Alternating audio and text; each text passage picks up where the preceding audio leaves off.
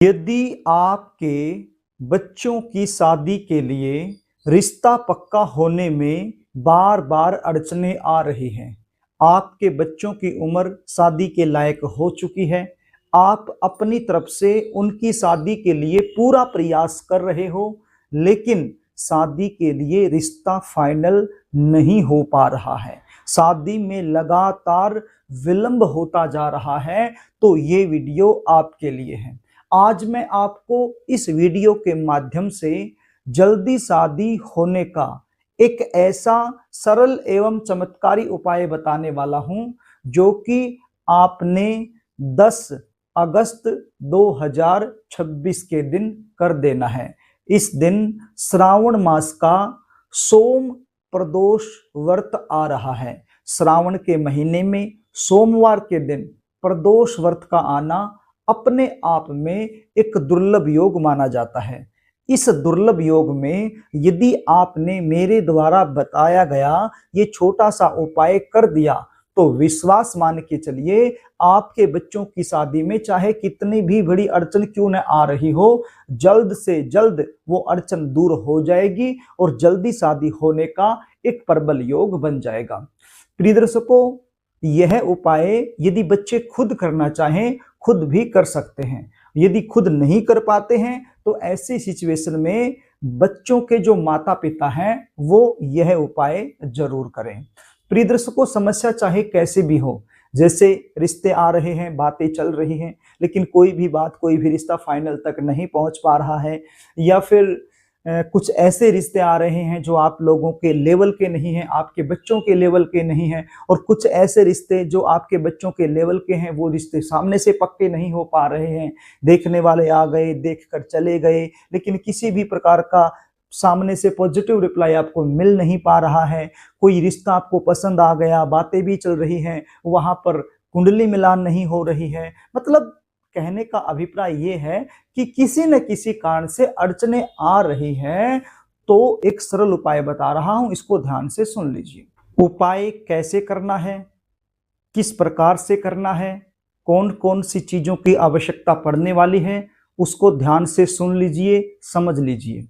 आपके पास एक सफेद कागज होना चाहिए, बिल्कुल सफेद होना चाहिए, बीच में लाइन वाला नहीं चलेगा। यदि आपके घर में कोई ऐसी कॉपी रखी हुई है जिसका बिल्कुल सफेद कागज है बिना लाइन का, तो वो कागज भी आप प्रयोग में ले सकते हो। और यदि घर में नहीं है तो फिर आपके आसपास कोई भी किताब की दुकान है जहां से पुस्तक मिलती हैं, किताबें मिलती हैं, तो उस दुकान से आपको आसानी से मिल जाएगा। फिर मैं बोल रहा हूं, बिल्कुल सफेद होना चाहिए, लाइन वाला कागज नहीं चलेगा। अब आप ये सोचोगे कि ये कागज कितना बड़ा लेना है, इसका साइज कितना होना चाहिए। एक नॉर्मल कॉपी जो 20-30 रुपए की आती है, तो नॉर्मल कॉपी का साइज होता है वो साइज चलेगा, ज्यादा बड़ा लेने की आवश्यकता नहीं है। तो बिल्कुल सफेद कागज यानी कि कोरा कागज, उसके ऊपर आपने क्या करना है, आपने हल्दी की सहायता से शुभ विवाह लिख देना है। ये जो उंगली होती है जिसको रिंग फिंगर बोलते हैं, अनामिका उंगली बोलते हैं, ये सबसे छोटी उंगली के पास वाली जो उंगली है, इस उंगली की सहायता से आपने हल्दी की सहायता से शुभ विवाह लिख देना है। एक कटोरी आप ले लीजिए, कटोरी में थोड़ी सी हल्दी डाल लीजिए, थोड़ा सा पानी डाल लीजिए, उसका पेस्ट बना लीजिए और उंगली की सहायता से कागज पर आपने शुभ विवाह लिख देना है। अब जहां पर आपने शुभ विवाह लिख दिया, इसके ऊपर आपने क्या क्या रखना है उसको आप नोट कर लीजिए। एक हल्दी की गांठ आपने रखनी है। क्या रखनी है? एक हल्दी की गांठ आपने रखनी है, और एक सुपारी आपने रखनी है, और एक इलायची आपने रखनी है। देखिए, यहाँ पर जो हल्दी की गांठ है वो देव गुरु बृहस्पति का प्रतीक है, और जो सुपारी मैंने बताया वो गणपति जी महाराज का प्रतीक है, और जो एक इलायची मैंने बताई वो शुक्र का प्रतीक है। तो तीनों चीजें इस कागज में रख लेनी है। जहां पर आपने शुभ विवाह लिखा है बिल्कुल उसके ऊपर ये चीजें आपने रख लेनी है, और उसको फोल्ड कर लेना है, यानी कि एक पुड़िया बना लेनी है। कागज को फोल्ड कर लेना है, वो तीनों चीजें कागज के अंदर रखकर उसको फोल्ड कर लेना है, मोड़ लेना है, पुड़िया टाइप में बना लेना है। और क्या करना है, एक स्टील का लोटा लेना है, स्टील के लोटे में थोड़ा सा गंगा जल आपने डालना है, उसके बाद शुद्ध जल से उसको भर लेना है, और उसके बाद उसमें थोड़ा सा कच्चा दूध भी आपने डाल लेना है, और एक मुट्ठी भर आपने चावल इसके अंदर डाल लेने हैं। अब ये दो चीजें आपके पास हो गई, एक तो ये पुड़िया हो गई जिसके अंदर आपने इलायची और सुपारी और हल्दी की गांठ रख ली है, और एक ये लोटा हो गया जिसमें थोड़ा सा गंगा जल है, थोड़ा सा दूध है, जल है और एक मुट्ठी चावल है। तो ये दो चीजें आपके पास हो गई। अब ये दोनों चीजें लेकर आपके आसपास जो भी शिव मंदिर है यानी शंकर भगवान के मंदिर में आपने जाना है। शंकर भगवान के मंदिर में जाकर के सबसे पहले ये जो पानी का लोटा है ये आपने शिवलिंग पर अर्पित कर देना है। क्या करना है? शिवलिंग पर अर्पित कर देना है। शिवलिंग पर अर्पित करने के बाद ये जो पुड़िया है ये आपने अशोक सुंदरी के स्थान पर रखनी है। कहाँ पर रखनी है?